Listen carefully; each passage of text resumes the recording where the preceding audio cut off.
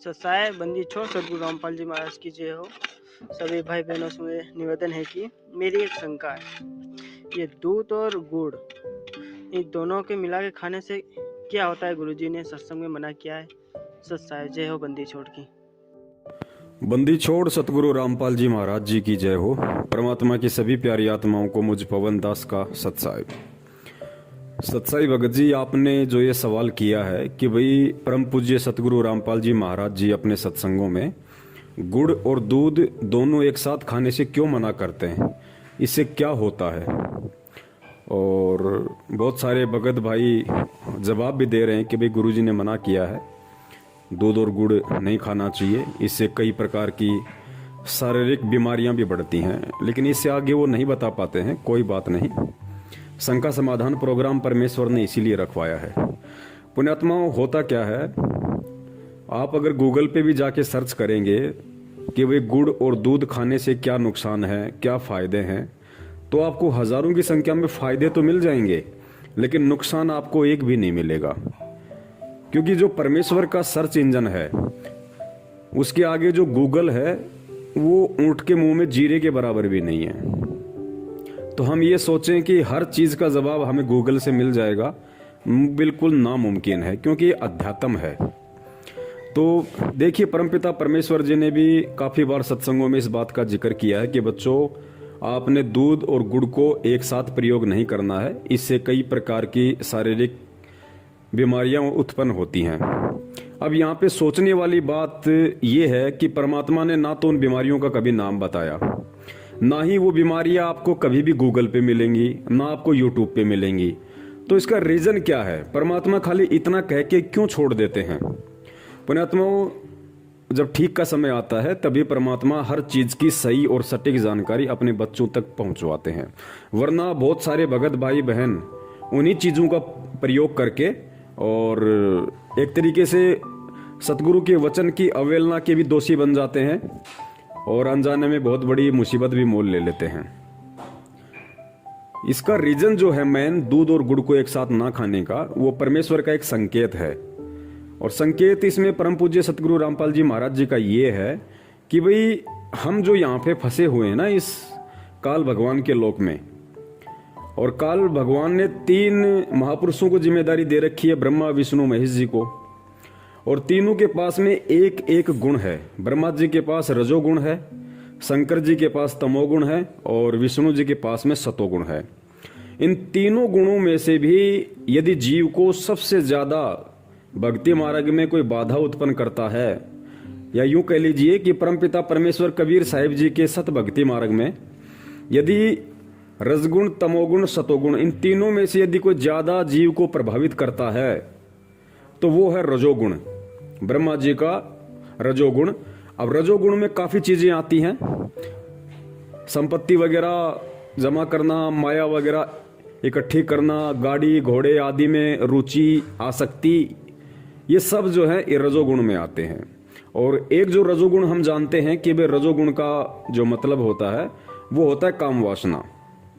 तो यही वो मेन रीजन है कि गुड़ और दूध का दोनों का एक साथ प्रयोग करने से जो रजोगुण होता है वो बहुत ही बड़ी मात्रा में वो पैदा होता है जीव के अंदर, यानी काम वासना के प्रति जीव की उत्तेजना बढ़ती है। और ये जो काम वासना है, जो रजोगुण है, यही परमात्मा कबीर साहिब जी के भक्ति मार्ग में सबसे बड़ा गुण है। तमोगुण फिर भी इतना जीव को प्रभावी नहीं करता, सतोगुण फिर भी इतना प्रभावी नहीं करता, लेकिन जो रजोगुण है, इस रजोगुण के प्रभाव से स्वयं ब्रह्मा विष्णु महेश तीनों भी वंचित नहीं है। तो गुड़ और दूध दोनों का एक साथ प्रयोग करने से परमपिता परमेश्वर सतगुरु रामपाल जी महाराज जी के तत्व ज्ञान आधार से जो निष्कर्ष है वो ये निकलता है कि दूध और गुड़ दोनों का एक साथ सेवन करने से रजोगुण का प्रभाव बहुत ज्यादा होता है। जीव की भोग विलास काम वासना में उत्तेजना बढ़ती है, जो इस भक्ति मार्ग में सबसे ज्यादा बाधक है। इसलिए परमपिता परमेश्वर सतगुरु रामपाल जी महाराज जी ने गुड़ और दूध दोनों को एक साथ खाने से मना किया है, क्योंकि ये सबसे बड़ी बीमारी है। रजोगुण जो है यही सबसे बड़ी एक शारीरिक, आप इसको बीमारी कह लीजिए, मानसिक बीमारी कह लीजिए, सबसे बड़ी ये बीमारी है।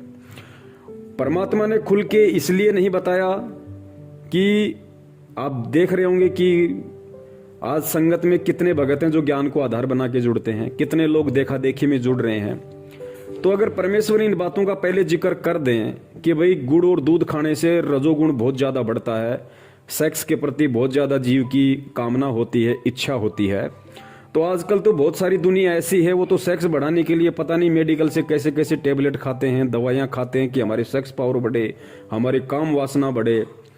और कुछ लोग फिर ये गुरु जी का ज्ञान स्वीकार करेंगे, फिर गुरु जी के ज्ञान में वो साल भर रहेंगे, 6 महीने रहेंगे, 2 महीने बाद रहेंगे, वो इस मार्ग को छोड़ देते हैं। जो ज्ञान को आधार बना के नहीं चलता और नहीं जुड़ता है, सत्संगों को आधार बना के, वो इस मार्ग पे ज्यादा दिन नहीं टिक पाता। उसके बाद फिर उसके मन में काल वही रजोगुण वाली प्रवृत्ति पैदा कर देगा। तो फिर वो क्या करेगा, उसको मालूम पड़ जाएगा कि भैया रजोगुण कैसे बढ़ता है, काम वासना भोग विलास के प्रति इच्छा कैसे उत्पन्न हो, कैसे मतलब आप लोग जान सकते हैं। तो फिर वो दूध और गुड़ को ज्यादा मात्रा में खाना शुरू कर देगा, जो परमात्मा के भक्ति मार्ग में सबसे ज्यादा बाधक है। लेकिन अब ठीक का समय है, अब परमेश्वर की वो आत्माएं धरती पे हैं जिनका मकसद वास्तव में अपना मोक्ष करवाना है, तो उन आत्माओं को अब इन चीजों से कोई मतलब नहीं होगा। तो जब ठीक का समय आता है तो परमात्मा अपने जो भी संकेत होते हैं, इशारे होते हैं, अपने ही बच्चों को निमित्त बना के वो भगत समाज में हर जगह परमात्मा प्रचारित करवाते हैं और करवाएंगे।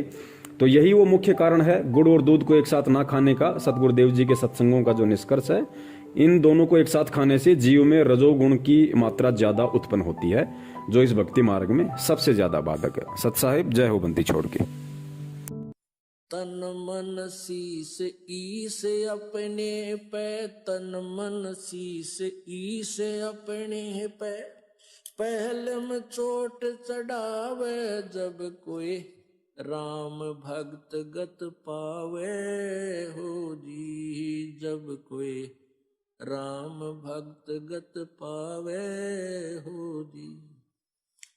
तन मन शीस ईस अपने पे, तन मन शीस ईस अपने पे, पहले में चोट चढ़ावे जब कोई राम भक्त गत पावे हो जी, जब कोई राम भक्त गत पावे हो जी।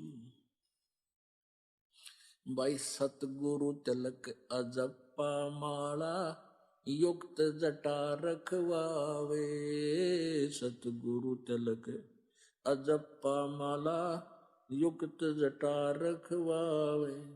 जत को पीन सत का चोला, भीतर बेख बनावे जब कोई राम भगत गत पावे हो जी, जब कोई राम भगत गत पावे हो जी।